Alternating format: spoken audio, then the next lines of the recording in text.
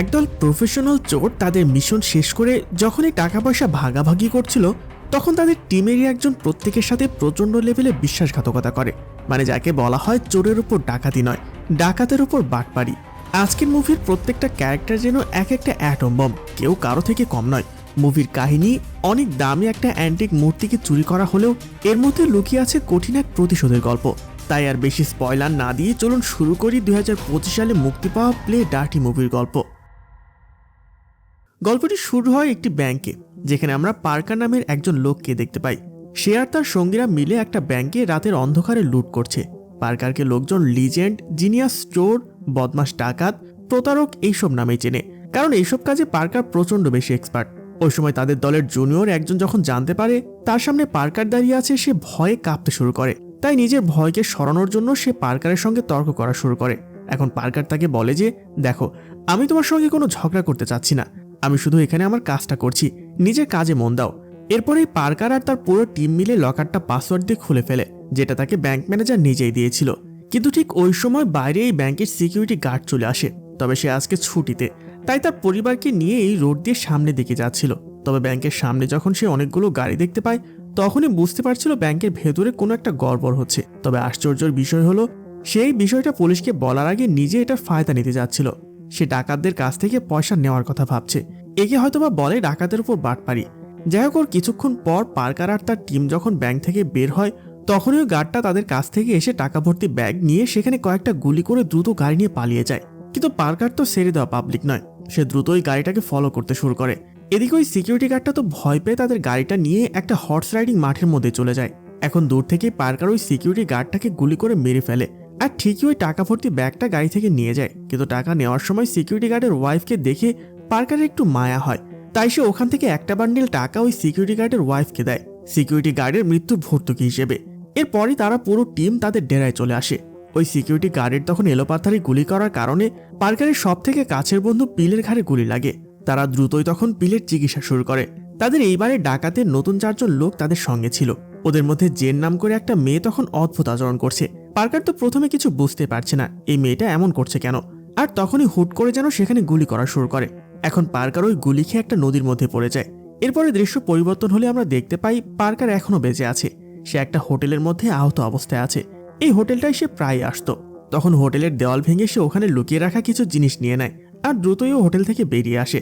আসলে সে এখন পিলদের বাড়িতে যাচ্ছিল। পিল তো আগে আহত ছিল, আর জেনের ওরকম এলোপাথারি গুলি করার কারণে পিল সেখানে মারা যায়। তাই তার মৃত্যুর খবরটা পার্কার পিলের ওয়াইফকে জানাতে যাচ্ছে। এরপরে পার্কার পিলের ওয়াইফের কাছে গিয়ে সব ঘটনা খুলে বলে। আসলে জেনকে পিলই তাদের টিমে যুক্ত করেছিল, এই জন্য সে তার ওয়াইফের কাছ থেকে জানতে চাচ্ছে যে জেনকে কোথা থেকে নিয়ে এসেছে। কারণ এই মেয়েটার ব্যাপারে তো এখন পার্কারকে সবকিছু বের করতে হবে, যাতে সে জেনের উপর প্রতিশোধ নিতে পারে। তবে সমস্যা হলো পিলের ওয়াইফ জেনের ব্যাপারে কিছুই জানে না। তবে সে একটা লোকের কথা বলে যে পার্কারকে এই বিষয়ে সাহায্য করতে পারে। সে একজন স্মাগলার, যে পার্কারকে জেন পর্যন্ত পৌঁছে দিতে পারে। পার্কার যখন সেখান থেকে চলে যাচ্ছিল তখন পিলের ওয়াইফ তাকে বলে যে তুমি মেয়েটাকে মেরে ফেলবে, যে আমার হাজব্যান্ডকে এইভাবে মেরে ফেলেছে। ওখান থেকে বের হয়ে পার্কার তার একটা ঘনিষ্ঠ বন্ধু প্রোপেলকে ফোন করে। সে এখন এসব চুরি ডাকাতি থেকে অনেক দূরে, কিন্তু প্রোপেলের সাহায্য নিয়ে পার্কার ওই স্মাগলারের ড্রাইভার সেজে তার পর্যন্ত পৌঁছে যায়। এরপর তাকে গান পয়েন্টে নিয়ে জেন সম্পর্কে জিজ্ঞেস করে। তখন ভয় পেয়ে তো ওই স্মাগলার পার্কারকে জেনের সম্পর্কে সবকিছুই বলে দেয়। জেন সাউথ আমেরিকার একজনের হয়ে কাজ করে, সে কিন্তু প্রচন্ড পরিমাণ সাহসী একটা মেয়ে। আর এরপরে যখন সে জেনের আসল ঠিকানা বলতে যাচ্ছিল তখন একটা গাড়ি এসে তাদের গাড়িটাকে খুব বাজেভাবে ধাক্কা দেয়, আর একসাথে অনেকগুলো লোক বন্দুক নিয়ে গাড়ি থেকে বের হয়ে আসে। এদের সবাইকে আসলে জেনি এখানে পাঠিয়েছে, যারা আসলে পার্কারকে মারতে এখানে এসেছে। কিন্তু পার্কার তো কিছুতে কম না, সে 1 মিনিটেরও কম সময়ে একাই তাদের সবাইকে গুলি করে ওখানে মেরে ফেলে। কিন্তু সে ইচ্ছে করে একজন লোককে ছেড়ে দেয়, যাতে করে সেই তাকে জেনের ঠিকানা পর্যন্ত নিয়ে যেতে পারে। এরপর দৃশ্য পরিবর্তন হলে আমরা জেনকে বস্কো নামের একটা লোকের সঙ্গে দেখতে পাই। বস্কো তখন জেনের কাছে এসেছে একটা বড় ডাকাতির প্ল্যান নিয়ে। আসলে জেন অনেক আগে থেকে চাচ্ছিল যে সে এমন একটা ডাকাতি করবে যাতে একবারে সে অনেকগুলো টাকা নিজের করে আনতে পারে। তারা দুইজন তখন এইসব ডাকাতির ব্যাপারে কথা বলছিল, তখনই সেখানে পার্কার চলে আসে। প্রথমে সে বস্কোকে ওখানে গুলি করে মেরে ফেলে, যেটা দেখে তো জেন প্রচন্ড রেগে যায়, কারণ পার্কার থেকে লুটে নেওয়া সব টাকাই অলরেডি সে বস্কোর অ্যাকাউন্টে ট্রান্সফার করে দিয়েছে। তাই এর সাথে সাথে বস্কোর সাথে তার নেক্সট ডাকাতের প্ল্যানটাও খতম হয়ে যায়। এরপর পার্কার জেনকে জিজ্ঞেস করে যে তুমি আমার সঙ্গীদের সেদিন কেন মেরে ফেলেছ। জেন তো খুব ভালো করে বুঝতে পারছিল এখন তার কাছে পার্কারের হাত থেকে পালানোর আর কোনো উপায় নেই, তাই সে সব সত্যি কথাই বলে দেয়। জেন বলে যে আমি সাউথ আমেরিকা থেকে বিলং করি, ওখানে সমুদ্রের নিচে একটা গুপ্তধন আছে, একটা মূর্তি যাকে লেডি অফ অ্যারেন্টোরা নামে সবাই জানে। ওই মূর্তিতে অনেক পরিমাণ হীরা, এমনকি দামি সব রত্ন আছে। তুমি কি জানো ওখানে যে পরিমাণ সম্পদ আছে তা আমাদের দেশের ইকোনমি থেকেও বেশি? কিন্তু এইসব গুপ্তধনকে একজন স্বৈরশাসক তার নিজের দখলে নিয়ে রেখেছে। সে আসলে আমাদের ওখানকার প্রেসিডেন্ট, যে বছরের পর বছর ধরে নিরীহ মানুষদেরকে হত্যা করে আসছে। কিন্তু পুরো দুনিয়ার সামনে নিজেকে ভালো সাজানোর জন্য সে একটা প্ল্যান তৈরি করেছে। সে সবাইকে বুঝিয়েছে যে সমুদ্রের তলের ওইসব ধন সম্পত্তি আমি সরকারকে দিয়ে দিয়েছি, যার কারণে সবাই তাকে অনেক উদার একজন মানুষ ভাবছে। কিন্তু এখন সে নিজে একটা ডাকাতদের টিম তৈরি করে আবার ওই সম্পত্তি নিজের কাছে নেওয়ার চেষ্টা করছে। পার্কার তখন জেনের কাছে জিজ্ঞেস করে যে তোমাদের ওই ডাকাত টিমের নাম কি? তখন জেন বলে দ্য আউটফিট। এরপর দৃশ্য পরিবর্তন হয় আর আমরা দ্য আউটফিট টিমের বস লজগিনকে দেখতে পাই, যে ইউএস এর সব থেকে বড় ইনকাম ডিপার্টমেন্ট চালায়। তবে সে কিন্তু মানুষের ডলার চুরি করে না, বিনিময়ে সব পুরনো এবং মূল্যবান জিনিসের চুরি করা তার আসল উদ্দেশ্য। আর এবার তো সাউথ আমেরিকার সেই স্বৈরাচার শাসক লজনিকে ওই মূর্তিটা চুরি করার জন্য প্রচুর টাকাও দিয়েছে। এটা ডাকাতি আবার কিছুদিনের মধ্যেই হতে চলেছে। লজগিনের ডান হাত ছিল কিম নামের এই লোকটা। সে অলরেডি খবর পেয়ে গিয়েছে যে বস্কো নিখোঁজ, যার কাছে তাদের পরবর্তী ডাকাতির সমস্ত প্ল্যান ছিল। লজগিন তখন কিমকে বলে যে যেখান থেকে পারো দ্রুত বস্কোকে খুঁজে বের করো। ওদিকে আমরা পার্কারকে দেখতে পাই, যে জেনকে মারার বদলে তার সঙ্গে মিলেই ওই মূর্তিটা চুরির প্ল্যান করছে। তাদের সঙ্গে এবার পার্কারের বন্ধু প্রোফেলও যোগ দিয়েছে। এরপরে জেন পার্কারকে তার বস কর্নেলের সঙ্গে পরিচয় করিয়ে দেয়, যে আগে মার্কিন সামরিক বাহিনীর প্রধান ছিল। সেও চাচ্ছিল ওই স্বৈরশাসককে যে কোনোভাবে উৎখাত করতে। পার্কার তখন তাদের প্ল্যান সম্পর্কে জানতে চায়, কারণ সেখানে তো হাই সিকিউরিটি আছে। এরপরেও তারা চুরি কিভাবে করবে?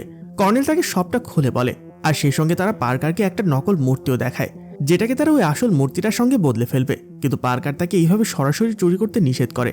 সে বলে যে এই চুরিটা তোমরা আউটফিট গ্রুপকে দিয়ে করাও, আর তারপরে এই নকল মূর্তিটা দিয়ে আমরা তাদেরকে ধোকা দিতে পারবো। কর্নেল পার্কারের কথা শুনে বুঝতে পারে যে এ কোনো নর্মাল চোর নয়। এখন সহজ ভাষায় বলতে গেলে পার্কাররা প্রথমেই মূর্তি চুরি করবে না, তারা অন্যদের দিয়ে চুরি করে তারপর তাদের কি ধোকা দেবে। এরপর ওখান থেকে বেরোনোর আগে শামসুল নামের একজন লোক পার্কারকে জেনের বয়ফ্রেন্ড হিসেবে পরিচয় দেয়, আর পার্কারের এমন পার্সোনালিটি দেখিয়ে সে একটু জেলাস ফিল হচ্ছিল। এরপর তারা যখন গাড়ি দিয়ে আসছিল তখন প্রবীল পার্কারকে বলছে তুমি তো জেনের থেকে প্রতিশোধ নেওয়ার বদলে উল্টো তাকে চুরিতে সাহায্য করছো। তখন পার্কার একটু হেসে দিয়ে বলছে তুমি আমাকে কি ভেবেছো, শুধু দেখতে থাকো আমি কি করতে পারি, আর আমি আমার পার্টনারদের মৃত্যুর বদলা অবশ্যই নেব। এরপরে দৃশ্য পরিবর্তন হলে আমরা পার্কার আর জেনকে একটা ক্লাবে আসতে দেখি। এখানে তারা বস্কোর বড় ভাইয়ের কাছ থেকে ওই মূর্তিটার একটা নকশা আনতে যায়। তবে দেখা করার আগে জেন পার্কারকে বলে যে বস্কোর ভাই কিন্তু হৃদরোগে আক্রান্ত, তাই তার সঙ্গে অনেক আস্তে আস্তে কথা বলবে।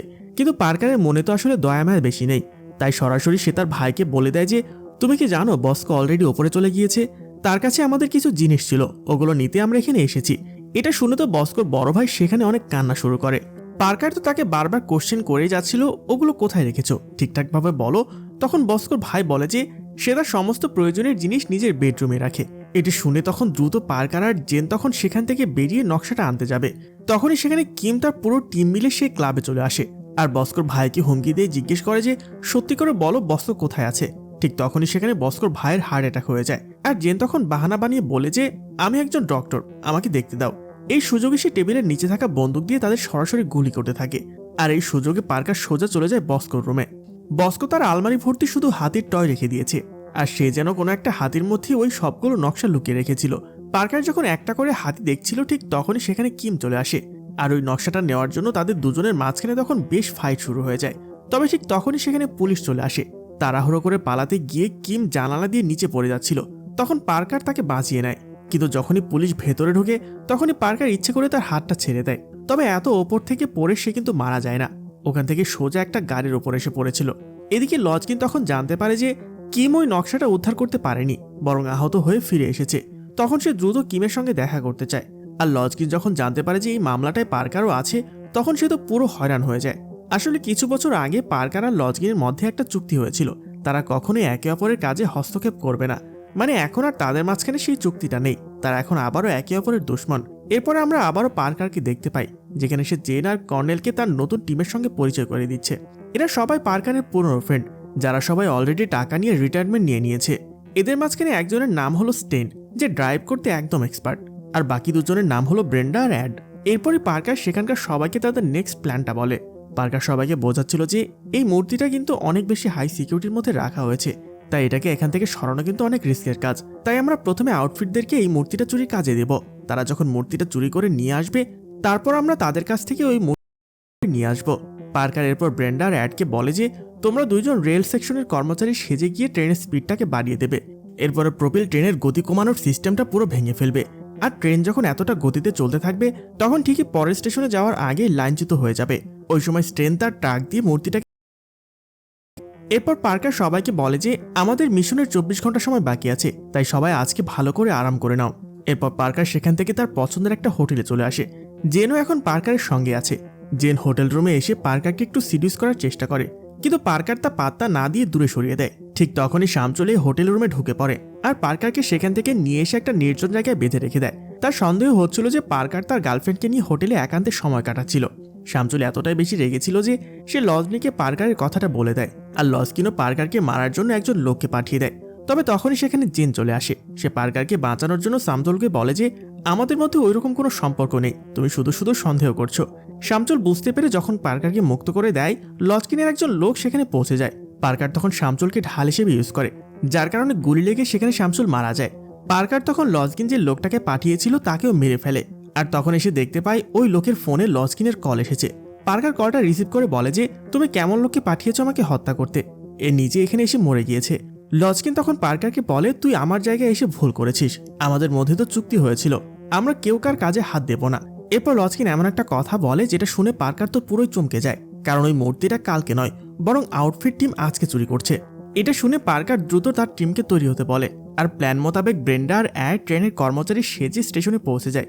কিছু সময়ের মধ্যেই তারা কন্ট্রোল রুমে ঢুকে ট্রেনের স্পিডটা বাড়িয়ে দেয়।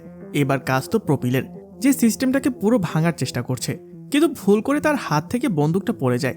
এজন্যই তাকে রিস্ক নিয়ে হাত দিয়ে কাজটা করতে হয়। কিন্তু ট্রেনের স্পিড এতটাই বেশি ছিল যে সে প্রথমবার ব্যর্থ হয়। তাই এরপর সে আবারও চেষ্টা করে অনেক দূর থেকে শুট করে স্পিড সিস্টেমটাকে নষ্ট করে দেয়। এরপর ট্রেনটা যখন সামনে গিয়ে থেমে যায় তখনই তারা মূর্তিটাকে ট্রেন থেকে সরানোর জন্য যায়, কিন্তু যখনই তারা ওটাকে খুলে তখনই দেখতে পায় সেখানে মূর্তির জায়গায় শুধুমাত্র পাথর রাখা। আসলে এটা লজকিনের তৈরি করা প্রি প্ল্যান। তারা আসলে পার্কারকে পুরোপুরি শেষ করে দিতে যাচ্ছিল। ঠিক ওই সময় সেখানে লজকিনের কিছু গুন্ডারা চলে আসে, কিন্তু পার্কারের সামনে তো তারা মামুলি বাচ্চা, তাই পার্কার তাদেরকে মেরে ওখান থেকে তার টিম নিয়ে দ্রুত পালিয়ে যায়। পরের দিন সকালবেলায় পার্কারের পুরো টিম তাদের নেক্সট প্ল্যান করার জন্য সবাই এক জায়গায় হয়। পার্কার সবাইকে বলে যে তো কাল রাতে যেটা ঘটেছে সেটা যদি শুধুমাত্র আমাদের ধোঁকা দেওয়ার জন্য হয়ে থাকে তাহলে লজকিন আগে ওই মূর্তিটা চুরি করে ফেলেছে।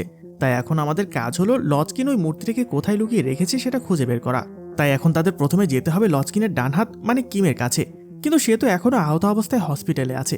এরপরে তো পার্কার আর প্রপিল পুলিশের ছদ্মবেশে কিমের সঙ্গে হসপিটালে দেখা করতে যায়। কিম তখন বারবার বলছিল যে আমি সত্যি জানি না ওই মূর্তিটাকে লজকিন কোথায় লুকিয়ে রেখেছে। তবে সে বলে যে কিন্তু আমি ওই লোকটার নাম জানি, যে লজকিনের কাছ থেকে মূর্তিটাকে অনেক টাকা দিয়ে কিনে নেবে, তোমরা চাইলে আমি তার ঠিকানা তোমাদের দিতে পারি। এরপরে পার্কার কিমের কথা মতো ওই লোকটার কাছে চলে যায়, আর তাকে একটু ধমক দিতে সে বলে দেয় যে লজকিন ওই মূর্তিটা তার ব্যক্তিগত সিন্দুকের মধ্যেই লুকিয়ে রেখেছে। তবে ওই সিন্দুকটা প্রচন্ড পরিমাণ শক্ত স্টিল দিয়ে তৈরি, যাকে ভাঙা সম্ভব নয়, আর সে কালকে কিন্তু এটা অন্য আরেকজনের কাছে বিক্রি করে দেবে। তখন পার্কার বুঝতে পারে যে তাকে আজকে রাতে এই মূর্তিটাকে সরাতে হবে, আর না হলে এটা কখনোই পাবে না। জায়গা মতো পৌঁছে তারা যে যার লোকেশনে চলে যায়। আর তখন জেন সেখানে একটা অ্যাক্সিডেন্টের নাটক সাজায়। আর সিকিউরিটি গার্ড যখন প্রপিলকে সাহায্য করার জন্য আসে তখন তো জেন তাকে পেছন থেকে এসে মেরে দেয়। অন্যদিকে দেখা যায় যে লোকটা মানে লজকিনের কাছ থেকে মূর্তি কিনতে চেয়েছিল তাকে পার্কার স্টেনের পাহারায় দিয়ে এসেছে, কিন্তু স্টেন আজকে একটু বেশি ড্রিঙ্কস করে ফেলার কারণে সে ঘুমিয়ে যায়। আর এই সুযোগে এই লোকটা তখন গাড়ি নিয়ে ওখান থেকে পালিয়ে যায়। আর লজকিনকে তো সবকিছু বলে দেয় যে পার্কার কিন্তু তোমাদের ডেরায় পৌঁছে গেছে। এটা শুনে লজকিন আর তার টিম দ্রুত লোকেশনে পৌঁছে যায়, যাতে করে যেভাবে হোক মূর্তিটা চুরি হওয়ার হাত থেকে বাঁচাতে পারে, কারণ সে তো পার্কারকে ভালোভাবে চেনে। একবার পার্কারের কোনো কিছুর ওপর চোখ পড়লে সেটা না নেওয়া পর্যন্ত ক্ষান্ত হয় না। তবে তাদের পৌঁছাতে অনেকটা দেরি হয়ে গিয়েছে, কারণ পার্কার আর জেন অলরেডি ভেতরে চলে গিয়েছে, আর তারা ডায়নামাইট দিয়ে ওই সিন্ধুকের দরজাটা ভেঙে ফেলে। এরপর লজকিন সেখানে পৌঁছে দ্রুত ভেতরে ঢুকে দেখতে পায় যে গেটটা ভাঙা আর মূর্তিটাও সেখানে নেই। সে তখনই দ্রুত তার সব গুন্ডাদেরকে পার্কারের পেছন লাগিয়ে দেয়।